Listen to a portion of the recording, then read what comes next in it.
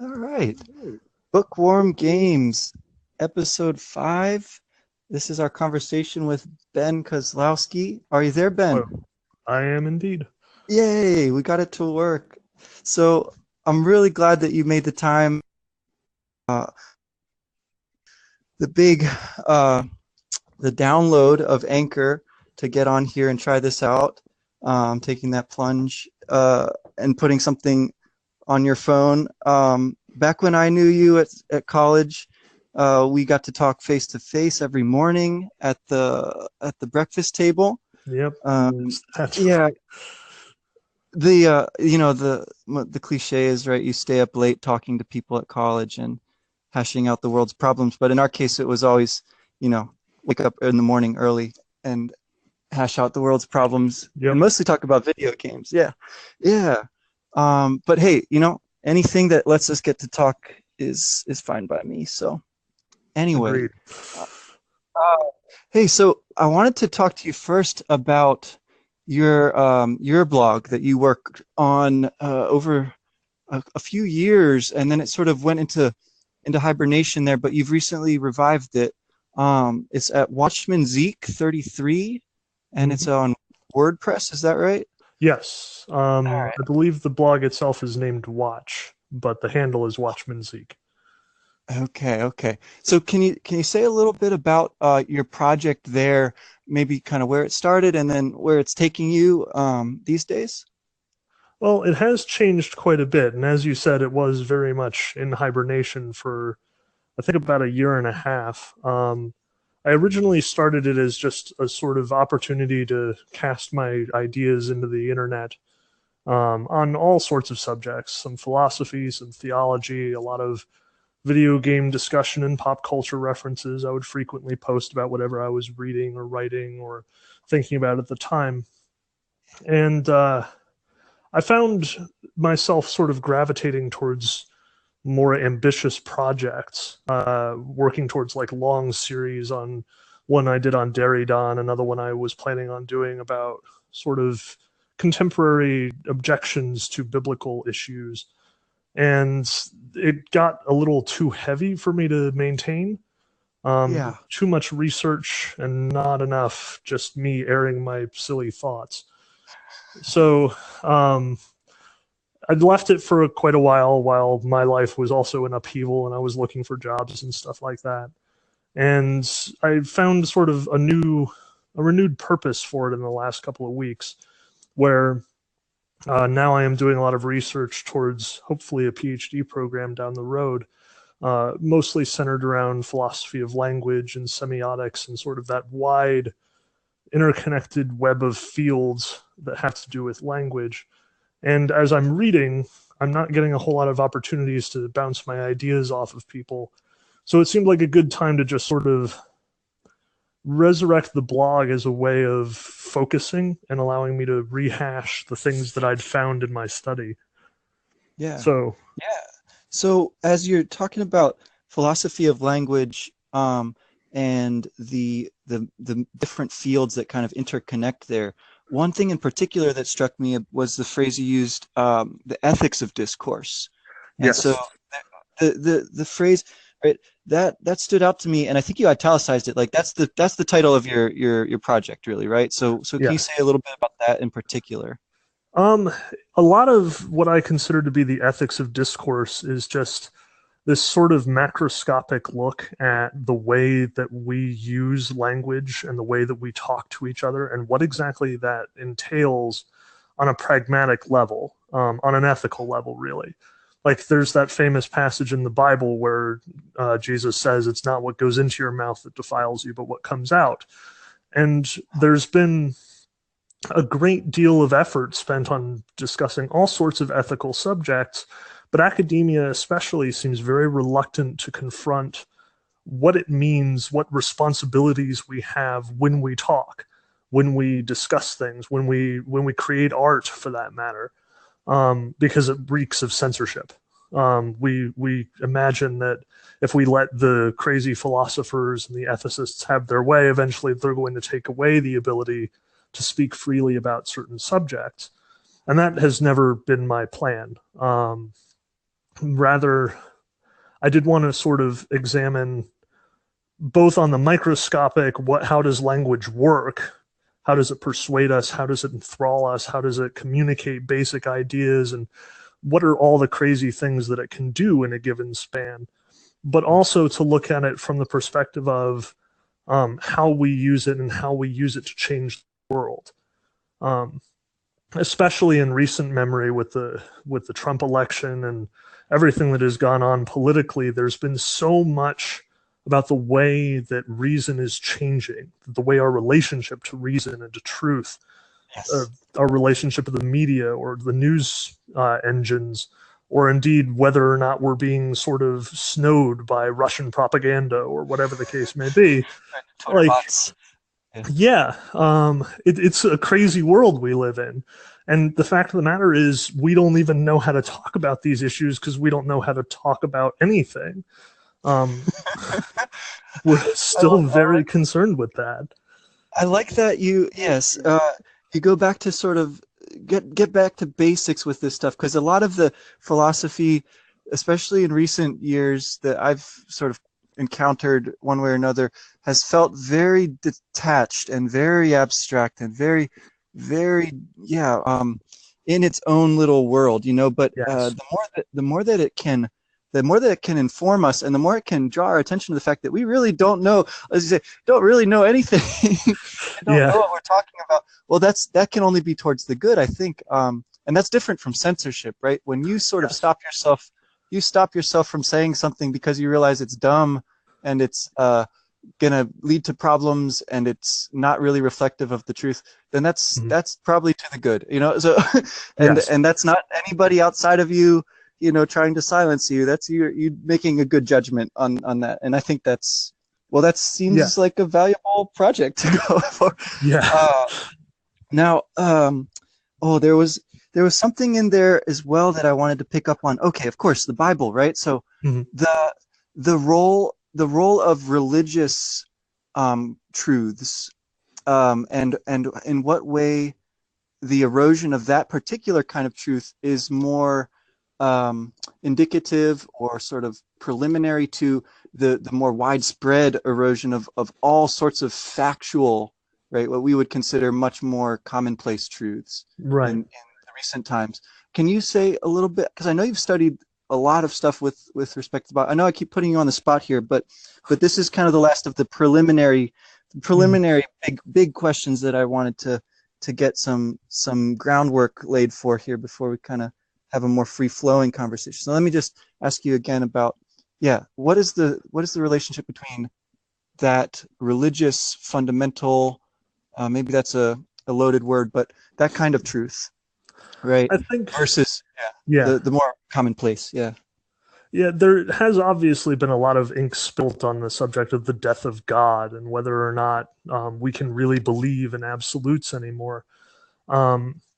And I noticed that sort of the religious mindset, like even among religious believers, is sort of eroded in many ways. Like we have this knee-jerk American response now to our pluralism where like everything that we say we have to hedge with, but that's my opinion and you can believe whatever you want. Whereas for the true, like, dyed-in-the-wool evangelical or the real religious believer, that's really not an option. The whole point of the Christian philosophy is that it needs to spread, that people are living in sin and damnation, and that you have to evangelize, you have to communicate your message, or else they're just going to go on hurting themselves and hurting everyone around them, which is such a foreign concept. Like, I bring it up to my students in my ethics classes all the time, and they just stare at me like they have no idea what I'm talking about. Like, they'll frequently come back at me and say something like, but how do you wrap your brain around this idea where this is the one truth, the only truth, and not only is it the one and only truth, but everyone else has to believe it no matter how wrong they are. And I'm just like, that was 2,000 years of world history and then some. It's only the past 100 that we've thought such crazy ideas as, well, maybe we should all believe different things. Relativism as kind of the the norm now in most Yeah, popular spheres, right? and It's I try to draw that distinction between, what does pluralism versus relativism looks like, because at the end of the day, relativism is untenable. yeah. Oh, of You, course. I mean, not everyone knows that it's untenable, but it remains untenable. But And I think pluralism, that's where language comes into it in a really important way, right? I think that's kind of the mhm, strongest argument that I've the strongest sort of straightforward um, argument against relativism is that you don't get to really say much if you don't yeah, believe that there's like something actually true somewhere. right, right. At the very least, that relativism is itself true. Like for a relativist to persist, they have to kind of believe that, they're the only exception to the rule. So what about pluralism then? A robust pluralism, what would that sort of look like? I think a robust pluralism is what we've sort of kept reaching for and every now and again lose sight of and get lost in that whole relativistic mess. Because pluralism is about, yes, I believe the thing that I believe, and I think that it's incredibly important and that everyone else should agree with me. But I recognize that in the societal sphere, in the Gesellschaft rather than the Gemeinschaft, Uh, we need to be tolerant of other opinions and I think beliefs. And it the may be my Gesellschaft, responsibility the Gesellschaft is to sort of the civil, social sphere and the Gemeinschaft the yeah, private. Okay. Yeah. Gemeinschaft being community to Gesellschaft, civil society, Okay. as Tonnies' book has it. Gotcha. Okay. But Now, so what's interesting to me about that is the role that friendship would play, right? And I think you see this right at the end of the original, right, Nicomachean Ethics of Aristotle. He comes to this point where he's saying, friendship is sort of the best model for what, genuine truth seeking and genuine ethics really look like. mhm, But of course, you can't really. I guess it's also the paradox there is you can't be friends with everybody, right? You have only so much time. yeah, You have only so much time for one thing, and of course, people's differences and personalities are what make them, on the one hand, endearing, on the other hand, sort of maddening. So it's mhm, well. So how big can the community be? How big can the civil society be and still sort of work? That's one of the big questions. How many friends can you really have? Uh, yeah. I mean, especially in the light, and I know that you've been teasing Montaigne over the past few sessions, but I mean, both Montaigne and Aristotle stress you're only going to have so many real, true, virtuous friendships in your lifetime, and you'll be lucky if you have even one. Now, so the thing about Um, that, though, right? So it's like the Christian promise is that there is this being, this person, who can be mhm, everyone's friend, and through that person, yes, everyone can be friends, or something like better than friends, maybe even. Everyone can actually genuinely uh, love one another and have this beloved community, right? And yes, that seems to be a really extreme kind of pluralism, and not at all a limiting or I don't know what the other word would be, but not at all a restriction. exclusive, yeah, Yeah. But on the other hand, it's like very hard to it's hard to make that leap and say, well, I actually believe that that is the case, and mhm, I think this. Whereas in the past, it was the norm for people to say, I'm a Christian, this is what I believe, and sort of assume that everyone felt the same way. So we're at a kind of an interesting reversal in history here, I feel like, where yes. sort of it's against the grain to say I'm a Christian and this is what I believe and all this stuff. Um, Yeah, arguably we haven't seen that at least, in Western society since before Constantine, with Christianity on the run. Certainly it's not as bad as it was then, but no, and honestly, like I'm as much as I've heard lots and lots of Christian preachers get up in their pulpits and complain about how our society is losing its way, I'm kind of the opinion that Christianity thrives when it is oppressed in some ways. That when it does require the Christian to do something surprising or rebellious, there's a sort of anarchism about Christianity that I think is important to it at a foundational level. yeah, yeah, no, of course. And so in that spirit, then, um, I can't help but see sort of archetypal symbols and allusions to great works when I look at things that I really love, these old video games.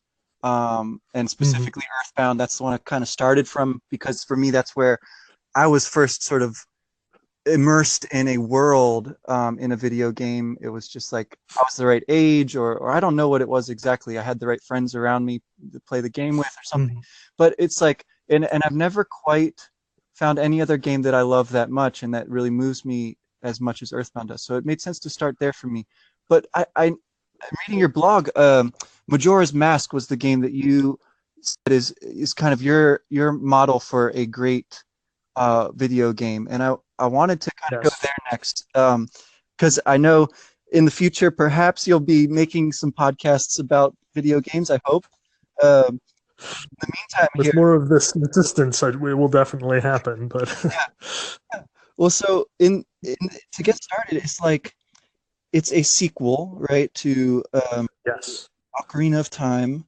It's in this long series, long and storied, of Zelda, right? Mm. And Majora's Mask, if I understand correctly, it's built on essentially the same engine that ran Ocarina of Time.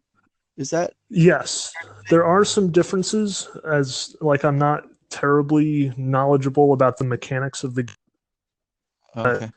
most of the art assets were carried over. Aha. Most of the animation work had already been done. Like all of the characters from Ocarina of Time, they reappear in Majora's Mask, although in new locations and new settings and in new relationships to one another. But I think the engine was at least updated a bit Okay. because as you may or may not remember, Ocarina of Time ran on the N64 proper. As long as you had an N64, you could play Ocarina of Time. But to play Majora's Mask, you needed the expansion Oh, pack. that's So right. either the lighting or some part of the engine was subtly tweaked, in addition to, of course, the mechanical madness of the 3 day cycle. But I also think just from a pure, like, there was an update in the graphics. Yeah. There was a clear sort of move towards a darker, more interesting contrast, I think, between like the light and the shadow and the relationships between them than we saw in Ocarina of Time. Yeah.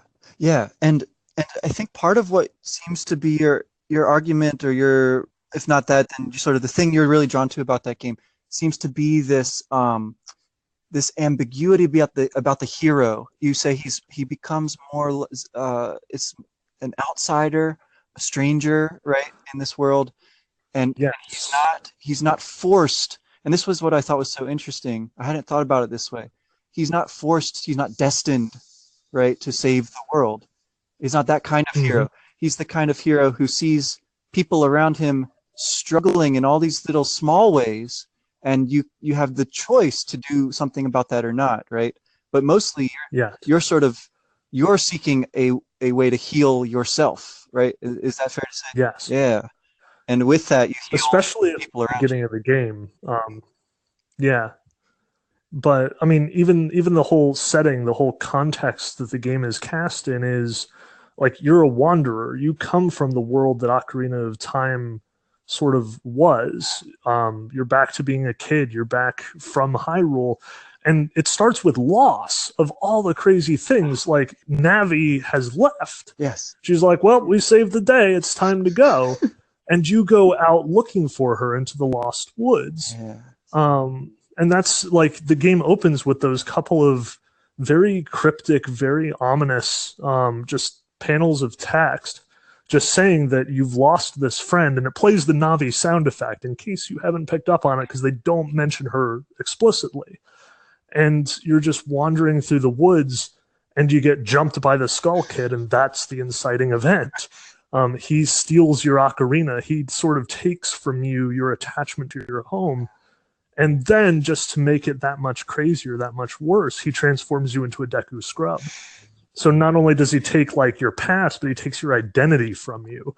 And that's how the game begins, with the happy mask salesman promising that you will have your identity restored, and he can help you do that, but he needs something from you too. Namely, he needs the mask that was stolen from him. Yeah. So right at the beginning, it's not this situation where, you know, you're just the kid who woke up from this bad dream and you're on this quest to save the world. Instead, this quest sort of just overtakes you. It's personal, and at the same time, it's personal because you don't understand how it relates to you. Like, you do get your identity stolen, and as you progress through Termina, all of these people interact with you as a non-entity, as a faceless being, as any one of the masks that you put on, but very rarely as Link himself. Yeah, yeah. There's something interesting going on in this game, which makes me think about later titles in the series. There's you mentioned, I think, the idea that the stone tower bears some analogy to the Tower of Babel, and Yes. that made me think of the flood that happens in Wind Waker, right? Which is the next big, if I'm getting my order correct, that's the next big Zelda title, Yep. right? So we got a flood motif going on there, and again, it's like everything is lost, and you have to sort of recover what was lost. And then to skip over one or two, in the more recent one, the Breath of the Wild, Mm-hmm. you sort of have this like huge world to just sort of explore, and the quest in a way sort of falls in the background of all this cool stuff you can do in the world, right? Right. Yeah. It's kind of like there's sort of two kinds of video game, if I can just say it like really, Mm-hmm. simplistically. Either there's a quest and you save the world kind of story narrative, right? Mm-hmm. Or there's not really a concern with narrative. You're just like doing cool stuff and playing and exploring and getting stuff. Right. And it's sort of like there's an open question in our world, right? Like, what kind of life are you trying to live? Are you living a life which has a goal? Do you have some kind of Mm-hmm. thing you're striving towards? Whatever that looks like, in whatever way you want to, couch that. Or is it sort of like you just freely go around and do stuff and get stuff, and that's all it's for? It's all it's really about. And so in this game, you sort of see a way of trying to bring that tension to the forefront. I guess that's what struck me as I was Mm-hmm. thinking about this. What do you make of that? With regard to just like the setting of Majora's Mask, or in Zelda more generally. Yeah, is I guess, is that does that sort of seem true to you? And is, I guess, is there a correct answer about like that dichotomy, like which sort of a game is the greater work of art, I which sort of a life is the good life, sort of thing? I think as far as games as a work of art, like I've seen really great stuff done in both formats. In fact, one of the YouTubers that I follow, Errant Signal, you should check him out when you get the chance.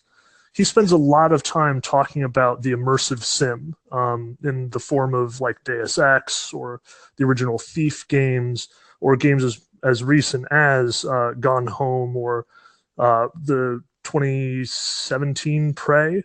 All of these were games that stressed freedom over sort of a strict plot, a strict commanded destination, much as Breath of the Wild is very much in that immersive sim line.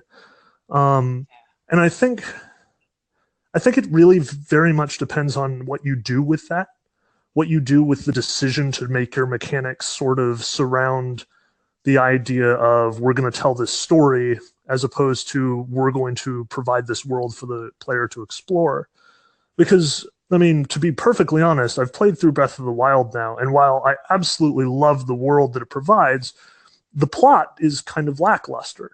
Mm-hmm. Ganon hangs out in the background. He's kind of not even a threat until you actually decide to confront him on your own terms, which means that you could have like gotten all of the weapons and all of the heart pieces and everything, and you go in like tank style, just I am going to wreck you and there is no threat that you pose to me. It's sort of, yeah, it takes the catastrophe out of the thing, right? Like the turn of the story is sort of Yeah. buried in there. You don't ever really doubt. You don't ever really feel like there's something at stake. Right. Well, I mean, in Yeah. Ocarina of Time, Ganondorf's a real threat. I mean, you peer at him with Zelda through the window, and she's like, "This guy is going to mess up the kingdom." And you confront him as he's riding off with her, and he just like chucks you aside like you're a joke. And you want to get back at him. There's a good reason for you to want to fight Ganondorf at the end of Ocarina of Time, and there are so many good reasons to fight Majora at the end of Majora's Mask. Even in Wind Waker, like, if anything, it's even more intimate there. Ganondorf kicks you out of his fortress like twice in Wind Waker, and you always have to go back. You always have to fight your way through. You always want to just like stick it to him and his stupid bird, and you just want to make him pay. But in Breath of the Wild, he's just off in his castle doing his own thing, and you just Isn't the plot explanation for that something like Zelda is occupying his attention, right? She's like keeping him locked in battle that whole time or something. Is that, am I getting that right? Okay. Yes. So I mean, yeah, but yeah, it's still It's explained, but it still becomes impersonal. Ganon is sort of a more ambiguous, ethereal threat than he is something clear and present. He's not a person in that sense, and I think the Zelda games have sort of been straying that way in the more recent incarnations. Skyward Sword, it's very much the same thing. Like, it's not even Ganon you're fighting, it's this sort of archetypal evil figure who ultimately gives birth to Ganon at the end of the game. Spoilers, mind you, but no, that's fine. We've already told everyone who's listening that they have to assume that they're just gonna get everything spoiled that they want to hear about. So, it's so it seems like in terms of the move towards that ambiguity, I guess, if we're going to go with that idea, right, and say like, so there is a quest here, but it's not as compelling in some ways, right? It's a little bit more, it's really more sort of in the background, and it's more about exploring this world and playing in it and finding things and meeting people. Maybe I think that seems like the way that most video games seem to be headed. I guess I don't play a lot of new games, but even just like, I don't know if you've read or looked into much of Ready Player One, this kind of phenomenon surrounding it. So I just recently, sat down and kind of skimmed that book. I didn't read it super carefully, but it was really interesting, but not because of the story or the characters, but because of the world, this concept of a totally immersive world which comes to supplant, actual reality. Real world. Yeah. Whatever that is. Right. So there's a lot going on there. And I think it kind of goes back to, sitting in that class with you in Boston, and Augustine's Confessions, the first paragraph or two, right? He's not content in the world as it is. He yearns for something beyond the world, right? Yes. That seems like what's going on in these games, that they offer this possibility of a more expansive, a more complete experience than one could have ever in life. And I don't know if that's sort of I don't know how that would tie in with the loss of faith, if it's a sort of like substitute for it or something, because people get really lost in these games, and it seems like the natural extension of that is that eventually there will be something like the Oasis, the world that's sort of effectively infinite. Right. And I guess, especially given, I mean, like, to sort of take it to the next step, granted, there are all of these games emphasizing the freedom, giving you worlds to play with instead of sort of quests to go on. But I mean, think of Minecraft. Think of a world that it's not only a world and just the mechanics and no story to follow, so to speak, but the ability to create your own worlds out of it, for you to be able to impose meaning or not impose meaning as you see fit. right. The line between narrative and creative canvas is sort of being left undrawn. Yeah. So then we get to sort of make our own stories within these worlds. Is that kind of what you're saying? Mm-hmm. Yeah. Yeah. or even turn them into our own, that the freedom becomes so great that, you know, you participate in the creation. You are as much artist as Notch or as Shigeru Miyamoto. Now that's really cool because the other game. No, so just to like set aside that deeper discussion for a second. You've played Undertale, right? Yes. Yeah, that's the other game I really wanted to talk to you about just briefly. And like, so it's sort of essentially a fan-made game, right? It's not a professional. Am I right about that? The line again is a little vague there. Okay. And the indie gaming scene is very rich and robust at the moment, and Toby Fox is certainly a part of it. Yeah. But it is very clearly like a tribute game to games like Earthbound and other JRPGs of the time, at the same time as it is sort of its own entity being created with its own purpose and its own message to be taught. Yeah, I just find that kind of work of art so fascinating. And I love the message of the game because I think it gets it exactly right. It's like you fall into this other world, this fairy world in a way, right? But the quest, the purpose of the game seems to be to convey that you are not of that world, right? You have a bigger world, and the bigger world is the real world. It's not the fairy world, and so you've got to return. You've got to return after you prove yourself, after you do everything that you can do in that space, right? Then you return to the real world, and I always I always come back to that with Earthbound. I think that's what I love most about Earthbound is that it does have an end. You know, it's not without some kind of story, and the end point of the story seems to be to kind of jettison you back into reality and say like, well, so now you've learned something from this. Now go and do something in the world. You know, be a better right. Now you are more and that's sort of enough. Like it's pretty simple, really. Like I think that's what all great stories are basically about. If you want to look for like themes and things, that's kind of what it comes down to. And then it's like it's matter for the philosophers to discuss like, okay, so what is the good then? What is truth? What is all right, that's fine. But then there's like a really pragmatic element to it where it's like, okay, so just like do your best, like try to make the world a better place. And yeah, I think that is really brought home in the way that Undertale has the whole like choices affect the world sort of thing, and doing good things versus doing evil things has a big impact, and you can feel that as a player. I just think it's brilliant. I just think it's wonderful. Yeah.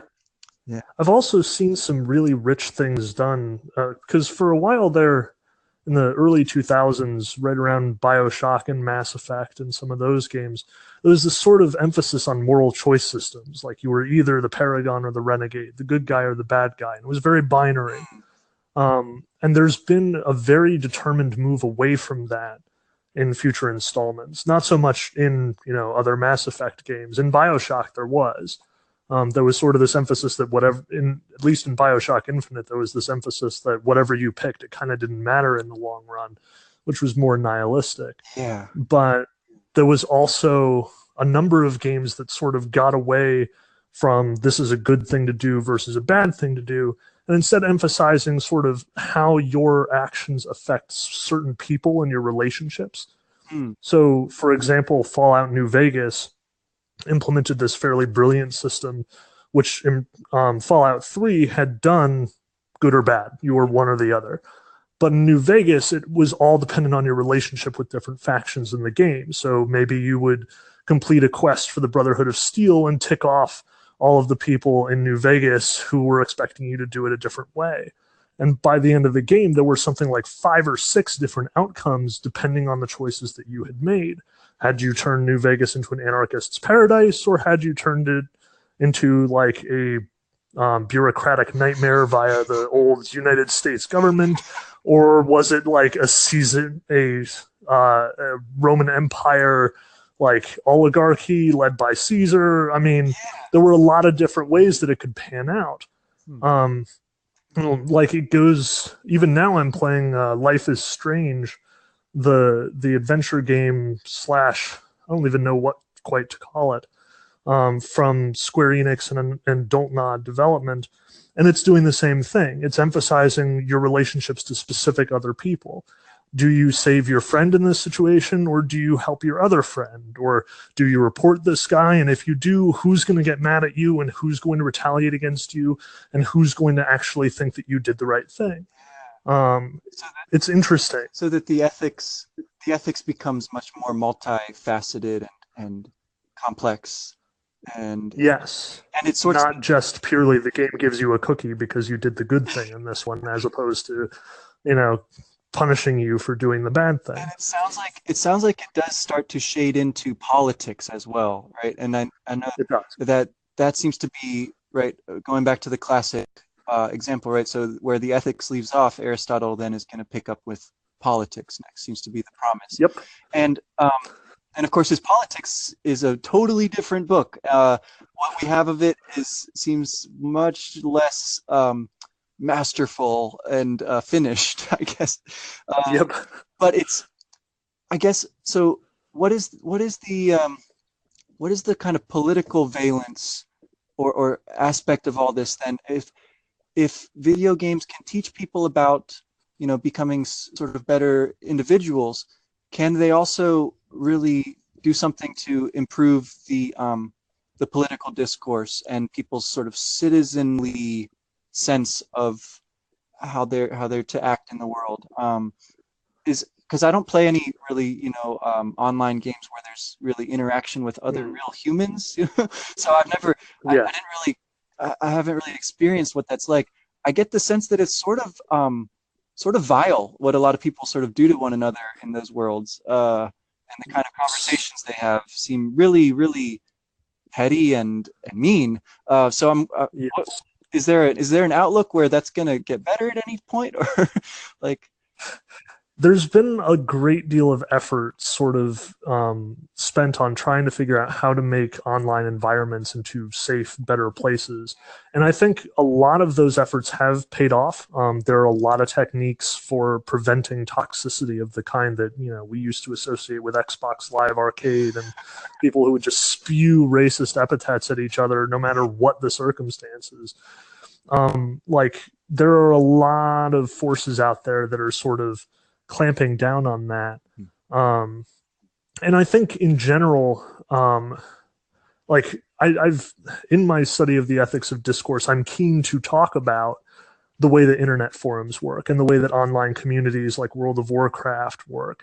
Because even Facebook, there's a certain etiquette and a morality that's been built up around it, in part enforced by Facebook, but also just in the way that people interact with each other. If you go around spewing bile at people, you're going to get unfriended. People are going to put social pressure on you to fall into line. Right. A lot of that because you're not anonymous there. And yes, in the same way that you are in a lot of these games, you sort of merge with a persona rather than being an actual person. And I think that's the connection between ethics and politics, right? As long as people care about you as an individual, then you're going to try to be a better person in the group as well, I think. If you have a reputation to defend, then you have, good reason to be a good citizen. Whether that reputation is, I've, gotten through 100 games on Counter-Strike, and as a result, I have all the best equipment and all these fancy doodads and statuses and avatars, or if it's just as simple as I don't want to have to create a new account every time I log into Call of Duty. Now, so that would be kind of, I guess, the last point I wanted to touch on then was so what is it that really has the power to change people's minds, I guess, about, it could be about a political topic, right, which people seem very entrenched in these days to the point where it's really bound up with their identity, their whole story of themselves or whatever. Because it seems like the only thing that's reliable that's going to change people's mind, right, is a kind of conversion experience. I was trying to think about this, and that's what I came up with, was it's a conversion. That's the turning, that's the change in somebody.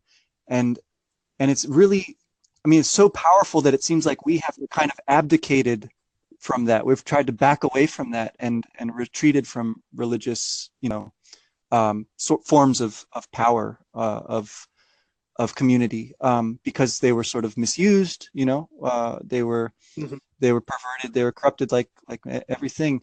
But it seems like that is really, at the end of the day, the way that you change someone's mind is that kind of thing. It's not simply through persuasion and facts, right? That seems like pretty Mm. clear.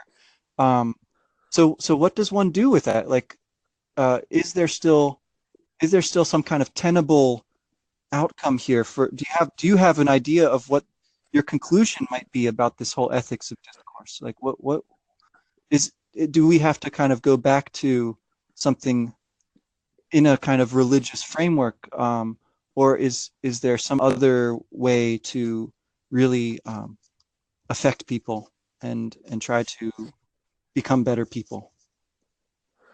Um, it's obviously a complex question, and to give you, the short and or the short and unhappy answer is I'm not at answers yet. To paraphrase Ian Danskin talking about the exact same thing when he does his videos on the alt-right playbook, we're not at solutions. So far as I can tell, yes, this is about worldviews. This is more than just facts and figures. This is more than just marshaling the correct rational argument and thus persuading is conducted and now you are a better person. Rather, it's about changing your entire outlook. And I say that from the first person, knowing that, that's something that I am engaged in doing. But as the Quran and the Bible and basically every religious text ever has said, you can't coerce people into conversion. It has to be Um, free. Yeah. it has to come from the person themselves. I mean, even when Jesus shows up to Saul on the road to Damascus, his question isn't, bam, snap his fingers, and now Saul is converted. It's, why do you kick against the pricks? Why are you fighting so hard against what is the truth? And it's Paul who must himself come to the conclusion that, oh, well, that was really dumb of me. Um, Yeah. so, admittedly, that's in a radical situation where a miraculous presence has taken place, which is something that we don't really see or hear about every day.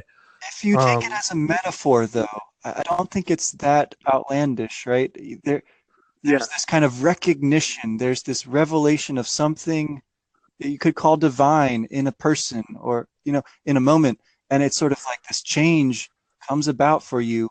But it does seem like it has to be a choice. It's something you choose, or else it doesn't have that impact, I suppose. Yeah. yeah. And I think what's really concerning about this whole situation is that most of the time we don't force people to choose. Hmm.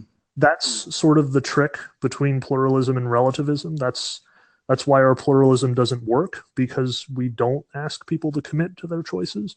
We just say, yes, by all means, hold as many conflicting ideas as you want.